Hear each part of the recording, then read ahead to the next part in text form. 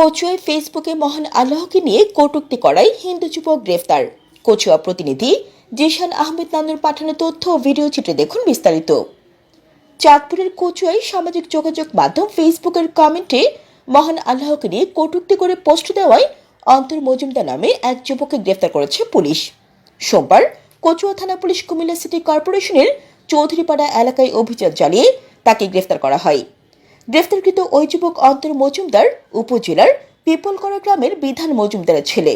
Police জানায়, রবিবার 23 ফেব্রুয়ারি রাত 9টায় ভারত পাকিস্তান ম্যাচ চলাকালীন সময়ে অন্তর মজুমদার আইডি থেকে ফেসবুক কমেন্টে মহান আল্লাহকে নিয়ে বিরূপ ও কটূক্তি করেন।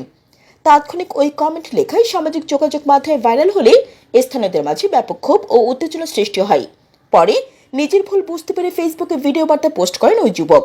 বিষয়টি নিয়ে এলাকায় উত্তেজনা সৃষ্টি হলে বিক্ষুব্ধ জনতা সোমবার পার্শ্ববর্তী শাহরাস্তি, বরুডা ও লাকসাম উপজেলার বিক্ষুব্ধ জনতা বাড়িতে প্রবেশ করে খবর পেয়ে কচুয়া থানা পুলিশ ও সেনাবাহিনীর দল ঘটনাস্থলে গিয়ে পরিস্থিতি নিয়ন্ত্রণে আনেন।